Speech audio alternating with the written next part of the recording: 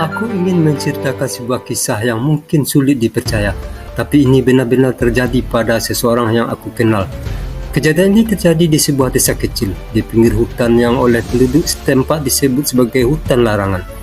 Seorang perempuan bernama Sari, seorang pencari kayu bakar, menjadi saksi dari sesuatu yang tidak seharusnya dia lihat. Sesuatu yang seharusnya hanya menjadi legenda. Hari itu seperti biasa, Sari pergi ke hutan untuk mencari kayu bakar. Matahari masih tergantung rendah di langit, dan suara burung-burung hutan mengiringi langkahnya dengan sabit kecil di tangan. Ia mulai mengumpulkan ranting-ranting kering, namun ada sesuatu yang terasa berbeda hari itu.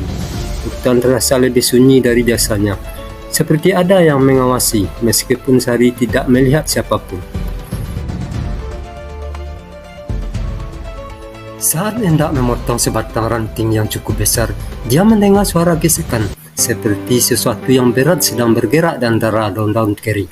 Jantungnya berdebar, perlahan ia menoleh, dan di sana hanya beberapa meter di depannya ada seekor ular raksasa.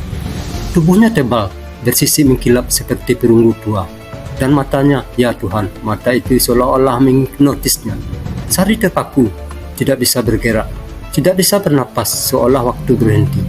Ular itu tidak menyerang, tidak juga melarikan diri. Ia hanya menatap Sari dengan sorot mata yang dalam, seakan meneliti dirinya. Kemudian, dengan gerakan lambat, ular itu mulai bergerak mengelilingi Sari. Sari gemetar, tangannya memegang ranting mulai berkeringat. Ia ingin berlari, tapi kakinya seperti ditancapkan ke tanah. Dalam keheningan yang menegangkan, ular itu berhenti. Dan saat itulah Sari menyadari sesuatu. Tubuh ular itu terluka. Sebuah sayatan besar melintang di sisiknya, mengeluarkan darah gelap yang menetes ke tanah. Naluri manusianya mengalahkan rasa takut. Dengan tangan gemetar, ia merongos saku kecil di bajunya, mengambil sedikit kain yang selalu ia bawa untuk mengikat ranting. Perlahan, ia melangkah maju, mencoba memaluk luka ular itu. Jantungnya terasa ingin meledak. Setiap detiknya penuh ketegangan. Tapi ular itu membiarkan dirinya diobati. Namun sebelum Sari bisa menyelesaikan balutan itu, suara tembakan memecah kesunyian hutan. Sari tersentak. Ular itu mengeluarkan desisan keras. Tubuhnya melingkar dengan agresif. Darah segar mengalir dari luka baru di tubuhnya. Dari balik pepohonan muncul 3 orang pria. Mereka adalah pemburu. Salah satu dari mereka, seorang pria berambut gondrong dengan senapan di tangan, tersenyum sinis. Akhirnya ketemu juga. Ular ini akan jadi kebanggaan kita, katanya sambil menyiapkan tembakan kedua. Sari ingin berteriak, ingin menghentikan mereka, tapi semuanya sudah terlambat. Ular itu mengangkat kepalanya tinggi, jauh lebih tinggi dari yang Sari bayangkan. Matanya kini merah menyala.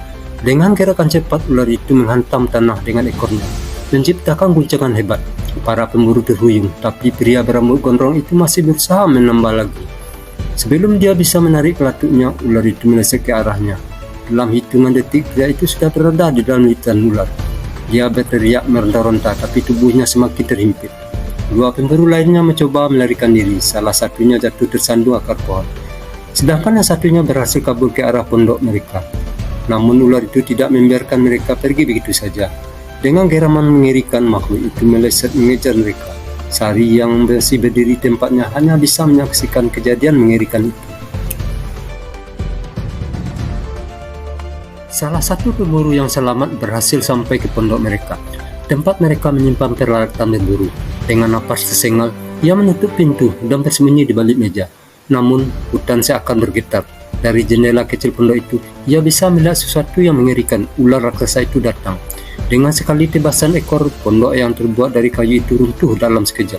Kayu-kayu berterbangan, atapnya terlempar jauh ke dalam semak-semak. Pria itu dalam pondok menjerit, tapi jeritannya segera lenyap dalam suara gemuruh kehancuran.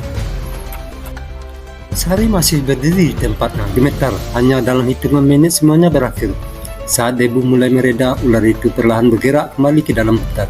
Matanya masih merah menyala, tapi ia tidak menyerang Sari. Sebaliknya, ular itu menatapnya sebentar sebelum akhirnya menghilang di balik pepohonan.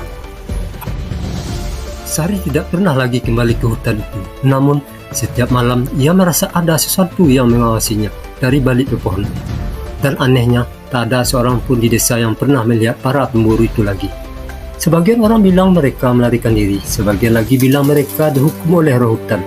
Tapi Sari tahu kebenarannya, mereka tidak pernah keluar dari hutan itu. Dan mungkin mereka tidak akan pernah bisa keluar.